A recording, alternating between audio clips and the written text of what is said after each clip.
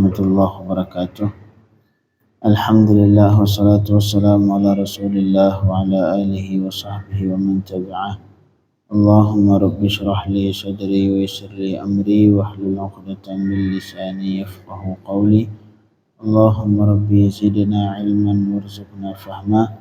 Allahumma 'allimna ma yanfa'una wanfa'na bima 'allamtana. Allahumma faqihna fid din, 'allimna at-ta'wil birahmatika ya arhamar rahimin.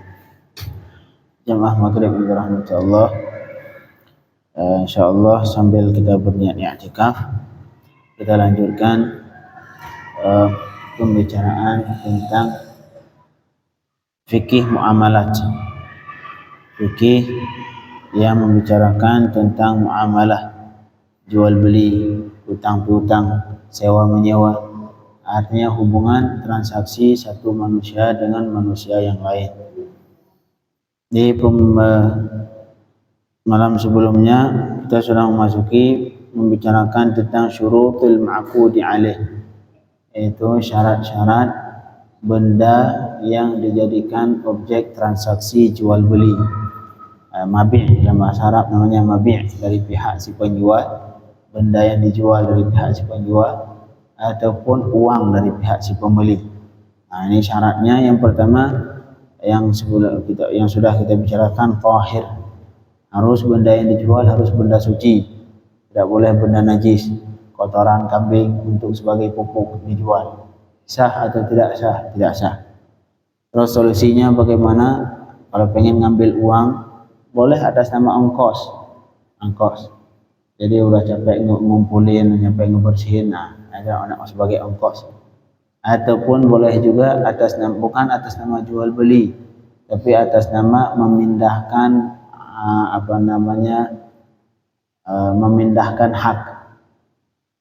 Jadi ini memang walaupun itu tidak kotoran kambing tadi tidak boleh dijual, tapi itu kotoran kambing hak kita. Dalam arti kalau misalkan kita punya kotoran kambing di rumah 1 ton, itu orang lain mencuri, boleh atau tidak? Tidak boleh. Nggak berhak, orang lain haram mencuri kotoran kambing yang dalam kekuasaan kita. Jadi untuk memindahkan ini kalau dalam bahasa fikih namanya naqlul yadi, memindahkan kekuasaan. Jadi memindahkan kekuasaan boleh ngambil uang. Jadi kita katakan ke si orang yang membutuhkan kotoran kambing, ini saya pindahkan kekuasaan ini, jadi dasarnya ini kekuasaanku, jadi kambing ini di bawah kekuasaan saya, sekarang saya pindahkan kepadamu tapi ngasih uang. Boleh seperti itu. Yang tidak boleh atas nama akad transaksi jual beli, tidak diperbolehkan. Jadi benda suci, syarat pertama harus benda suci, atau minimal kalaupun bukan benda suci tapi mungkin untuk disucikan.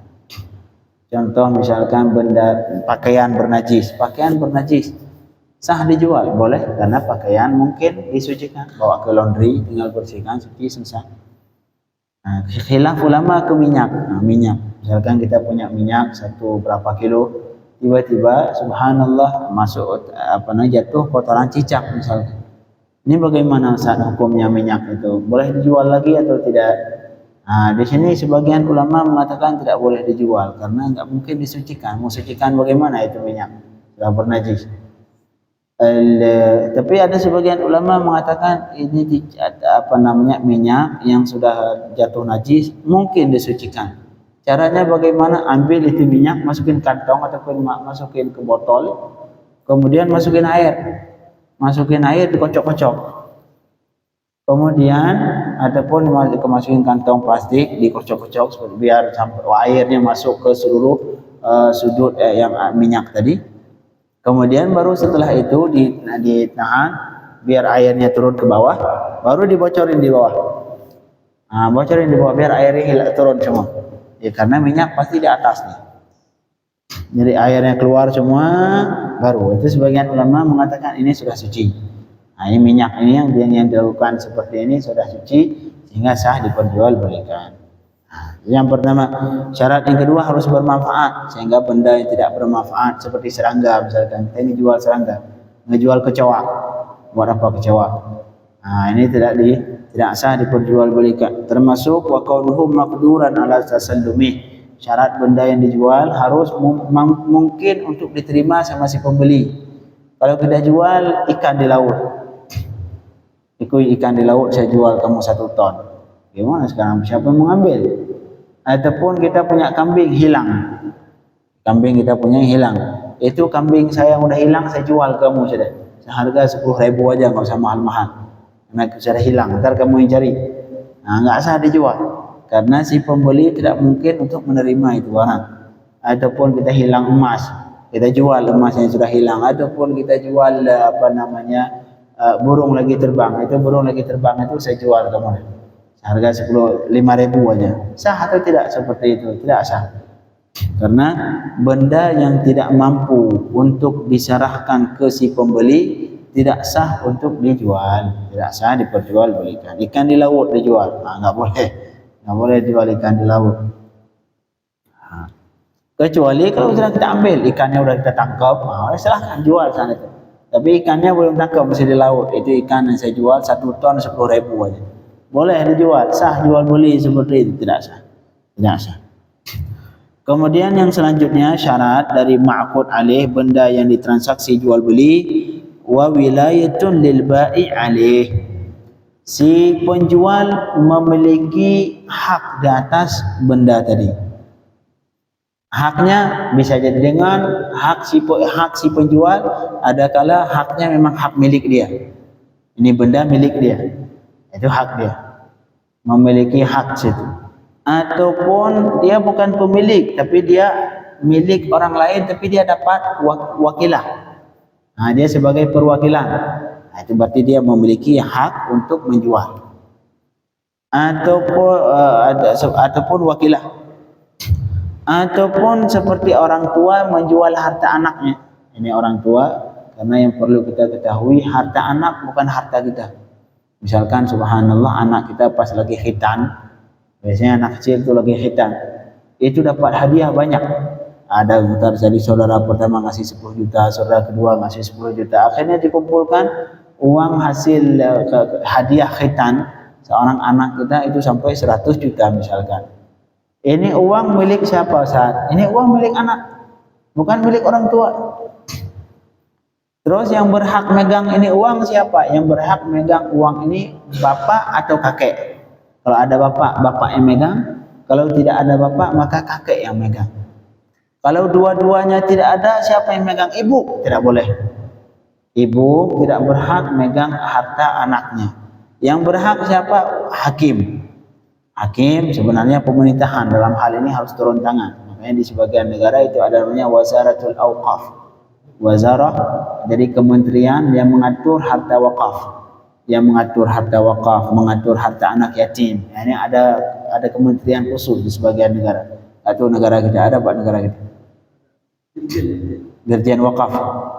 Nah, mungkin ada juga Dirjen Wakaf. Nah, sebenarnya harta anak yatim ini yang pemerintah harus turun tangan biar nggak hilang harta anak yatim. Jadi bisa jadi anak tadi kaya, subhanallah, maka dalam hal ini itu bapaknya boleh menjual harta anaknya. Oh, kalau menjual untuk kemaslahatan anaknya boleh. Misalkan anak punya, kita ambil uang anak tadi, kita beli nasi buat dia, beli beras, boleh itu, boleh. Ustaz, itu kan bukan milik bapak ya. Itu uang yang milik anak tadi, milik bapak bukan. Diwakilkan sama anak juga tidak, karena anak masih kecil.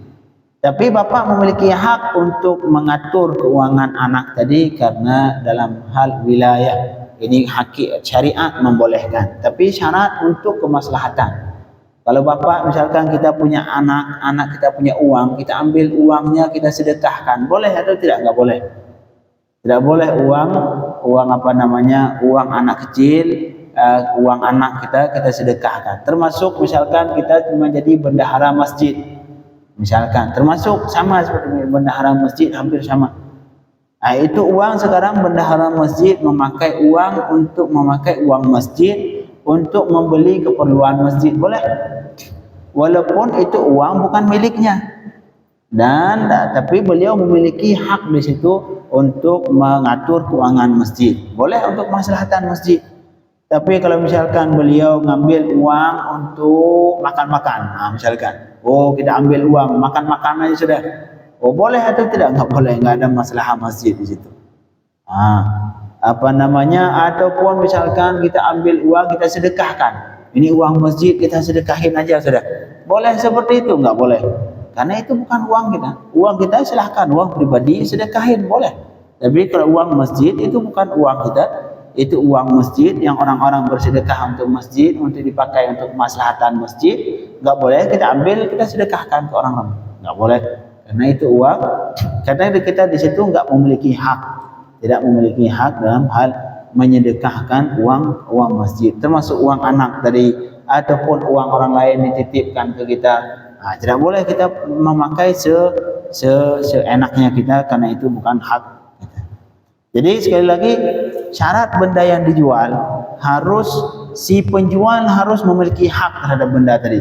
Ada kala haknya atas nama hak milik, memang milik dia, silahkan jual kalau miliknya. Ataupun dia bukan miliknya, tetapi dia mendapatkan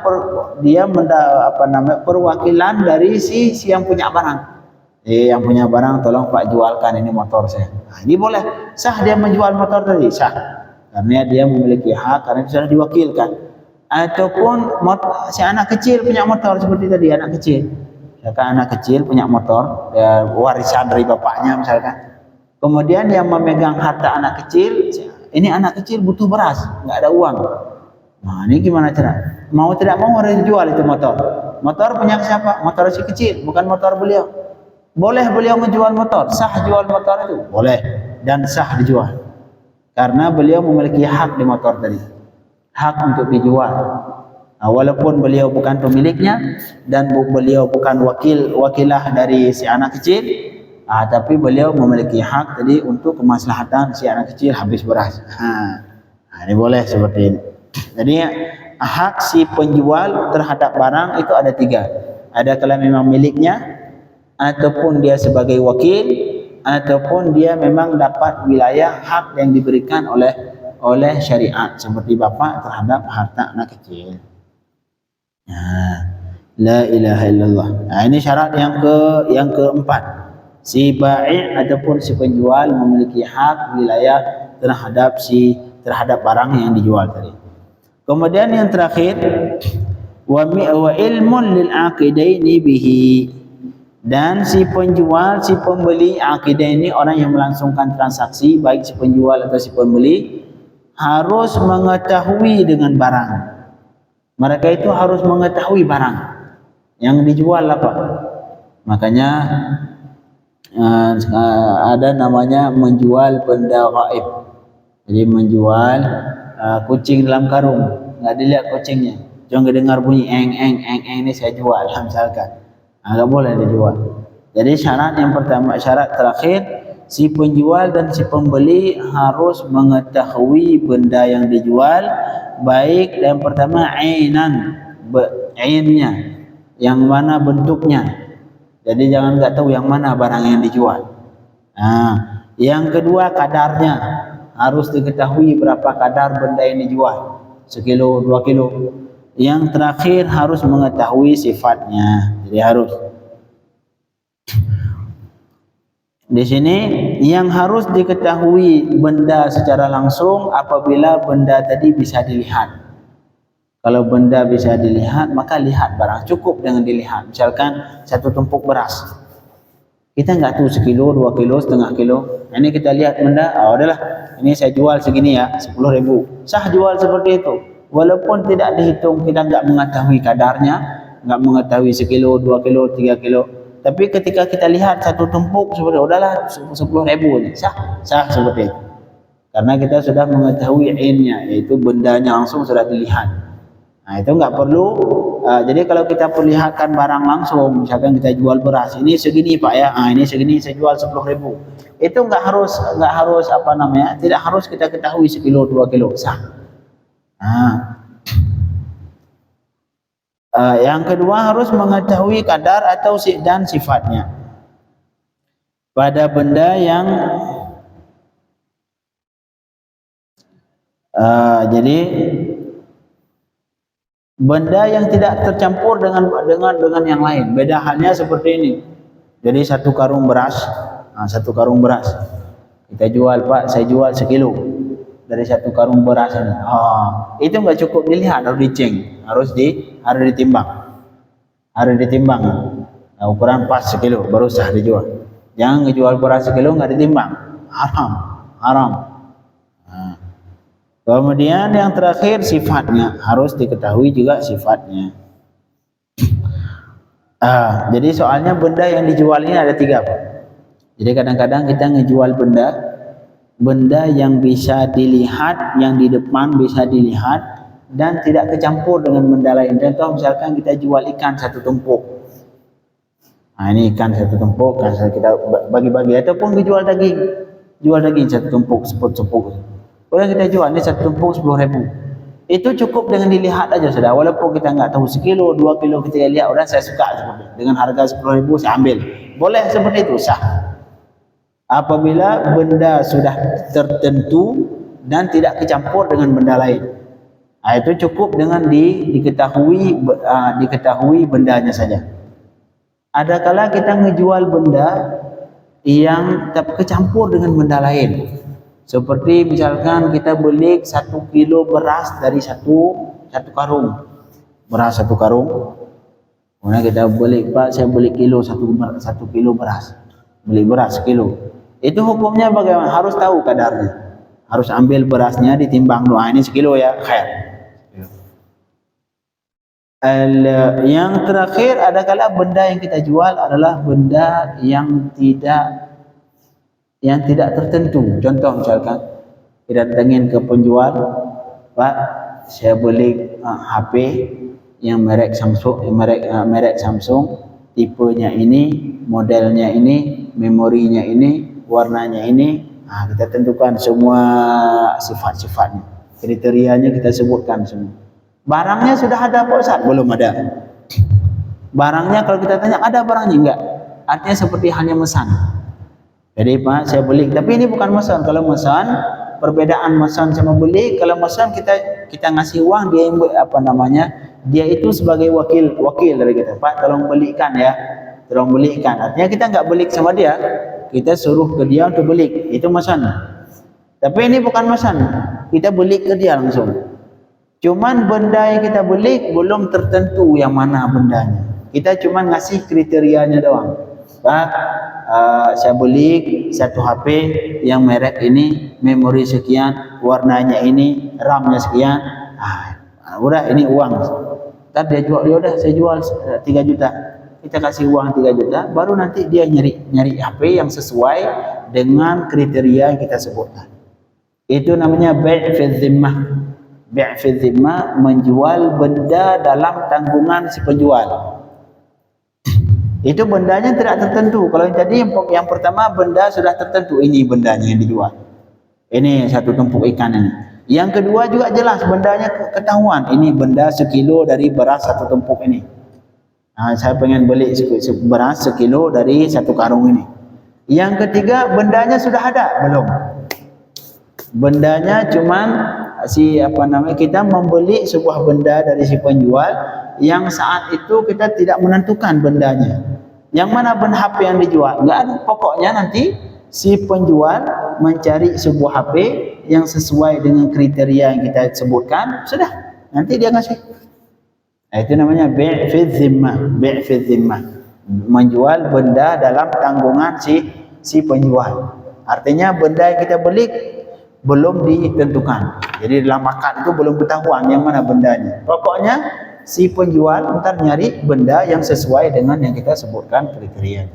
Sudah, itu namanya bai' fi dhimmah. Cuma jadi pertanyaan, bai' online masuk ke mana sih?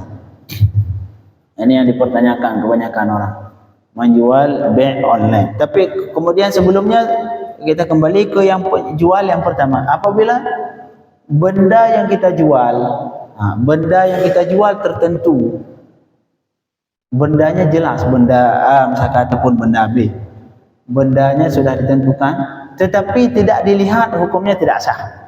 Misalkan contoh, Pak, saya mau jual HP ke Bapak, saya punya HP di rumah satu. Saya punya HP di rumah, antar HP itu saya jual ya. Artinya yang dijual sekarang benda jelas atau tidak?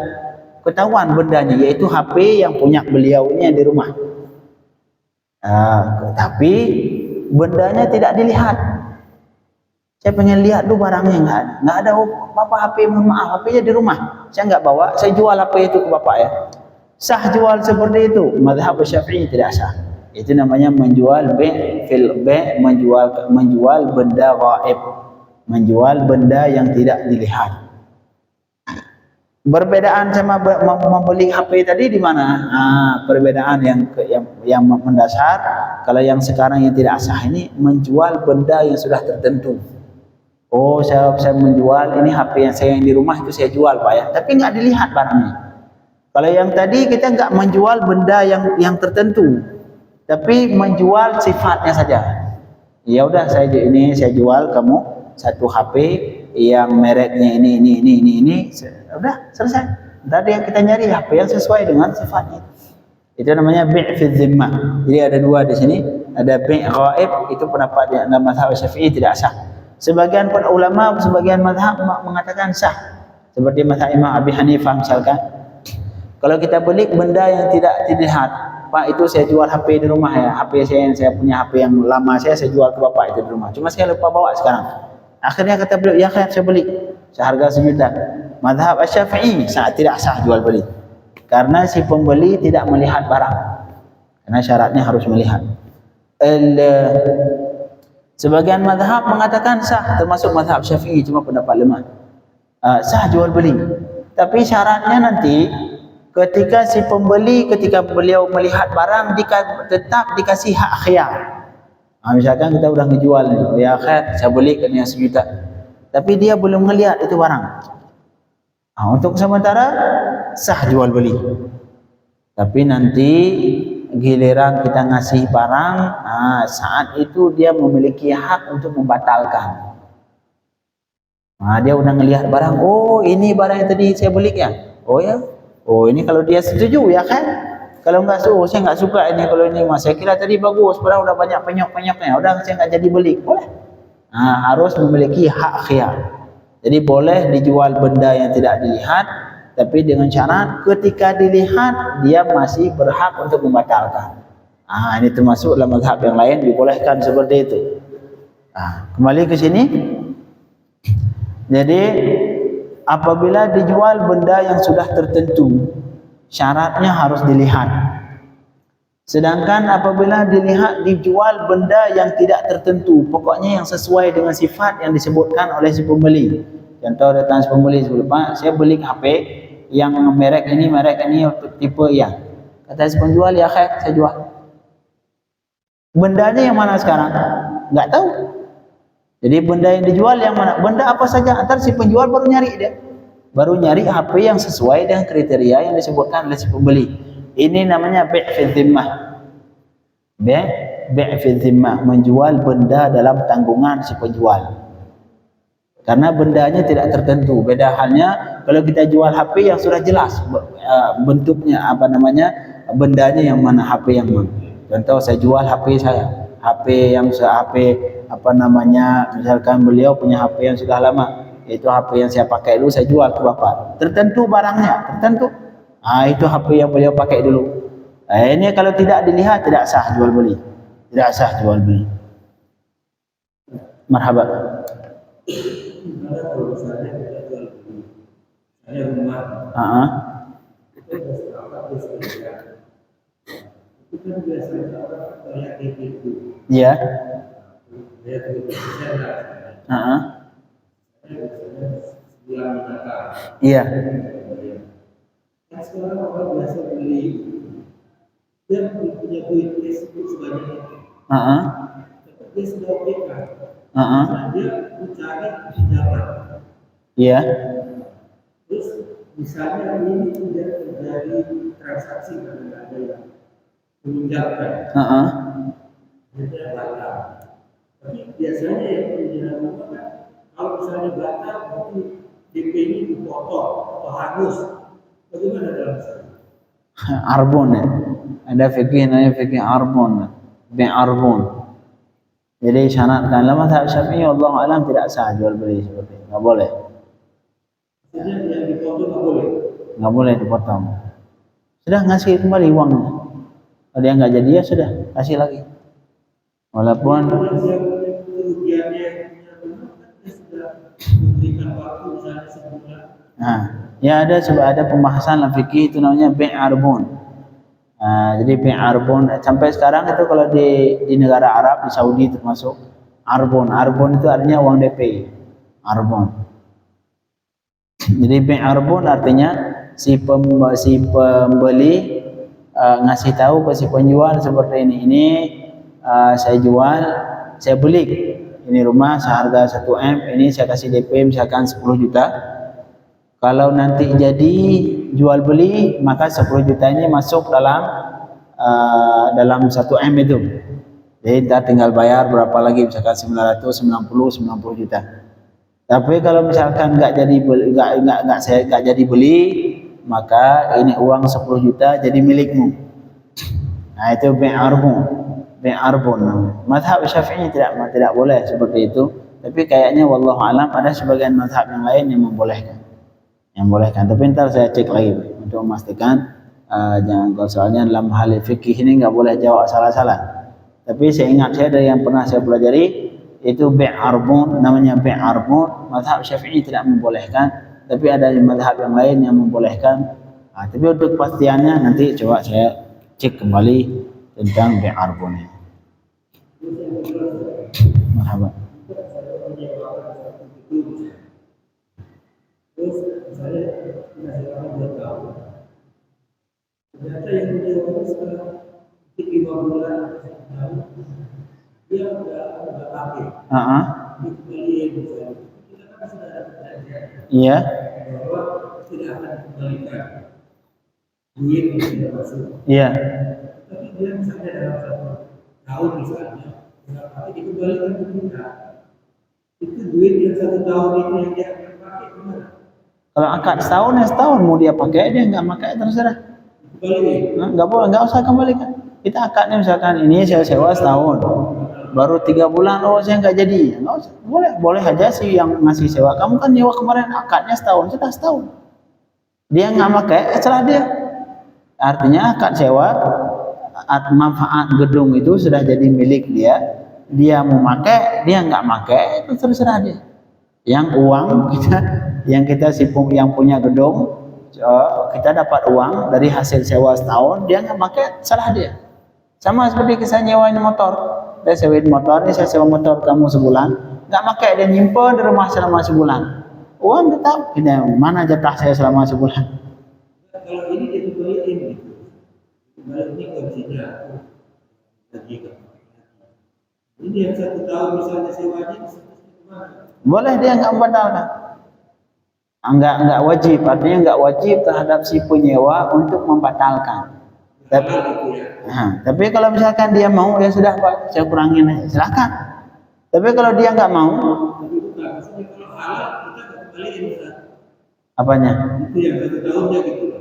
Maksudnya kan begini, kalau misalnya dia kembaliin, itu maksudnya saya nggak pakai lagi. Arti kembalikan itu dia artinya ingin membatalkan akad yang sudah dilangsungkan sebelumnya. Sebenarnya enggak juga, terserah kita gitu. Terserah pemilik, ini mau kembaliin uangnya, terserah berapa atau enggak ya sudah. Ya udah nggak perlu kembalikan. Bagaimana kalau kita sewakan lagi? Oh jangan, itu bukan hak kita itu. Ini kunci kan dia udah kembaliin ke kita. Nggak boleh, itu hak dia. Kalau kita sewakan lagi, berarti uang hasil sewa kedua milik dia. Paham maksudnya apa sih? Ya kalau misalkan kita sewakan lagi, khair. Tapi itu uang hasil sewa kali kedua milik siapa? Bukan milik kita, milik si yang nyewa tadi. Soalnya manfaat itu sewa, arti menyewakan itu artinya manfaat sebuah benda, baik rumah apapun itu milik si yang nyewa. Manfaatnya kita barang benda ini masih milik kita, tapi manfaatnya milik dia. Malahan boleh misalkan kita nyewa satu toko, adapun kita nyewa gedung sama orang, seharga misalkan per bulan 100 juta. Besoknya kita nyari, kita sewakan lagi, boleh seperti itu. Kita sewakan lagi ke orang lain 200 juta, boleh. kalau di dalam perjanjian berarti tidak boleh. Oh itu lain lagi, kalau dicanangkan perjanjian lain. Nggak boleh memindah anak. Oh boleh. Nah kalau itu nggak boleh. Akhirnya dia harus pulangin gitu, karena dia tidak pakai. Dia pulangin, dia serahkan kembali ke siapa. Kalau selama misalnya ada kerusakan atau apa, dia tidak pakai tanggung jawab dia. Ya selama walaupun dia nggak pakai, hukumnya boleh bagi si yang punya toko tadi, yang punya gedung tadi, untuk mengatakan kamu udah kemarin udah kamu ya udah setuju, udah nggak jadi. Artinya kalau dia kembalikan kunci ya khair, saya ambil kunci, tapi uang tetap jalan. Ya. Tapi bagi kita nggak boleh kita sewakan lagi. Oh ini nyari keuntungan, saya pengen dapat untung 2 kali lipat, nyewakan nih. Oh nggak boleh, karena itu manfaat benda, manfaat gedung tadi bukan milik kita. Nah, jadi nggak boleh kita sewakan lagi. Sudah, berarti biarin aja seperti itu. Secara ini kembaliin sepenuhnya gitu. Walaupun, tapi manfaatnya tetap masih milik, masih milik dia. Kecuali kita izin ke dia. Datengin, ini manfaat kamu nggak nyewa, nggak mau pakai, ini sewa-sewakan boleh ya? Kalau kata dia, khair pak silakan nyewa, silakan. Terus kalau gimana kalau gini dia masih misalnya dia sewa 2 tahun 10 juta, baru 1 tahun dia pakai dia serahkan, berarti kan baru 5 juta. 2 juta sewanya itu kan membantu kita kasarnya kayak gitu. Iya. Jadi apa ya? Kalau misalnya oke saya ulangi kita setengah misalnya, itu menjadi semuanya dia udah nggak ada lagi untuk dasar 1 tahun gimana? Kalau dia setuju boleh. Ya kan ini udah seharusnya 5 juta ini saya pulangkan 2,5 juta, tapi ini sudah berarti saya ambil semua ya. Kamu setuju ya? Ya khair kata dia ya, saya setuju aja mau apa kan. Walaupun saya udah sewa setahun, berhubung bapak udah ngebayarin 2,5 juta, padahal itu nggak sampai setengah tahun, bapak mau pakai apa ya? Silakan. Tapi harus ada persetujuan dari pihak si yang nyewa tadi. Wallahu a'lam bishawab. Subhanakallahumma wa bihamdika asyhadu an la ilaha illa